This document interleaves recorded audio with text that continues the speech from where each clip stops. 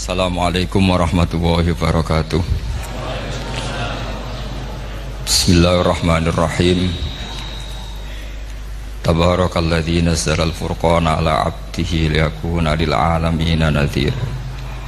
Allahumma shalli wa sallim ala sayyidina Muhammad wa ala alihi wa sahbihi wa barik wa sallim asma'in. Amma ba'du. Ingkang kula hormati Kiai Haji Abdul Hanan wa ahli baiti, sedanten kanca-kanca santri peminat ilmu tafsir dan ilmu hadis ingkang kula hormati. Berbicara tentang ilmu tafsir, ada beberapa ulama yang menghindari kata tafsir karena makna tafsir itu memaknai atau menduga apa yang dikehendaki Allah. Tentu itu sulit. Satu, bahwa faktanya kita sudah tidak bisa komunikasi dengan Allah karena tidak ada wahyu lagi. Sehingga dari kehati-hatian ini pernah suatu saat Abu Bakar ditanya, ma makna abban fi qaulihi ta'ala wa faqihatan wa abba.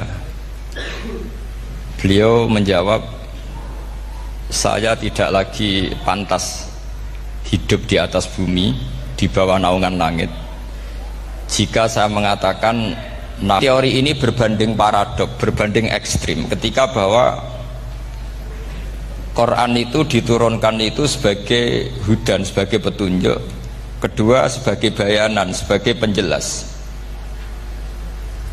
Dan ini yang saya yakini, kalau sebagai penjelas, Quran itu harus jelas sekali dan bisa menjelaskan. Dan Quran mensifati dirinya wal kitabil mubin, demi kitab yang memberi penjelasan. Sehingga dari sudut ini orang kafir pun mungkin memahami Quran. Dan menurut saya orang kafir pun bisa paham Quran. Kalau Ahok itu melintir Quran, tidak memahami Quran, paham? Senak harganya itu melintir Quran tapi tidak memahami Quran. Tapi bahwa Quran itu bisa difahami orang kafir itu ya salah. Maka lalu objeknya siapa, sasarannya siapa? Paham Quran. Padahal orang kafir saja bisa paham. Nah ini tantangan bagi kita. Sing kafir wis iso paham Quran, masa kita santri tidak paham Quran. Makanya begini, di antara awal-awal periode Makkiyah ada surat disebut Qul ya ayyuhal kafirun. Katakan Muhammad ya ayyuhal kafirun. Karena mukhatabnya atau lawan dialeknya Nabi adalah orang-orang apa? Kafir. Mereka paham ketika dijelaskan Quran, paham. Dan sebagian mereka menjadi mukmin karena paham. Itu termasuk isi makalah yang saya utarakan di sini. Mereka tanya, ya Muhammad, siflana robbak amin dahabin amin nuhasin amin hajarin. Karena orang kafir jahiliyah itu punya tren yang namanya Tuhan itu fisik. Mereka punya Lata, punya Uzza, punya Hubal. Sehingga kalau Tuhan-Tuhan kita ini dari batu, Muhammad, katanya Anda punya Tuhan yang berbeda. Lalu Tuhan Anda ini dari emas atau dari perak. Turunlah ayat Qul huwallahu ahad Allahus samad. Lagi-lagi mukhatabnya adalah orang kafir. Makanya ini juga akhirnya jadi ilmu madhab, ilmu tentang firqah-firqah dalam Islam. Bahwa kesalahan terbesar orang Khawarij, sebagaimana yang dikutip Imam Bukhari, nanti saya mencari di juz 4 atau di juz 3, pokoknya di bab babu qitalil Khawarij, karena Imam Bukhari punya adat diulang-ulang. Kata Ibnu Umar yang dikutip Imam Bukhari, innahum intolaku ila ayatin nazalat fil kufar faja'aluha alal mu'minin. Orang-orang Khawarij atau kalau sekarang orang-orang radikalisme itu meneliti Quran, kemudian ketika ada kriteria manusia-manusia tertentu itu dianggap itu kenanya orang Islam, korbannya orang Islam. Padahal awal mula ayat ini turun untuk orang kafir atau kritikan pada orang kafir. Ini cilaka betul. Karena logikanya seperti yang dikatakan Imam Syafi'i, ketika Quran turun ini nggak ada orang Islam, yang ada orang kafir. Sehingga mukhatabnya adalah orang kafir. Tapi ayat-ayat ini nanti dipakai Khawarij untuk mengcounter orang Islam, sehingga mereka mudah mengkafirkan kita karena pakai ayat yang dari awal Allah mengkafirkan orang kafir, sekarang ayat itu dipakai mengkafirkan orang Islam. Ini saking gebleknya orang apa? Khawarij. Makanya kata kitab Fathul Bari yang menyarai Bukhari itu, yang mendorong orang Khawarij seperti itu adalah jahluhum bisyariah. Memang mereka benar-benar bodoh, benar-benar goblok. Misalnya kita kiai atau kita ma'arif atau kita santri atau kita orang soleh, kemudian kita tidak bisa melakukan apa yang kita katakan, terus kita oke lah, kita kena kritik misalnya atakmurunan nasa bil birri wa tansawna anfusakum wa antum taslunal kitab. Terus kita katanya bisa ngomong tapi tidak bisa melakukan, terus dikritik dengan ayat itu mestinya tidak tepat.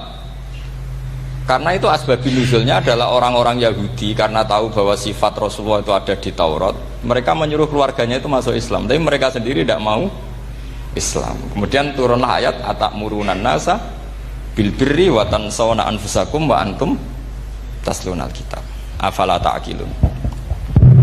Sekarang perbandingannya begini, misalnya ada orang Islam, taruh saja Zaid itu maling, ya maling, konsisten dia malingnya sampai tua. Terus menurut anda Zaid yang muslim ini, Zaid itu muslim tapi maling, jangan bilang maling tapi muslim, dia itu ya. Kemudian Zaid bilang ke anaknya, "Cung, kowe aja dadi maling, dadi santri sing soleh, sing maling bapak tok." Ndak, ini menurut analisis usul fikih, ngomongnya Zaid itu benar apa salah? Benar kan?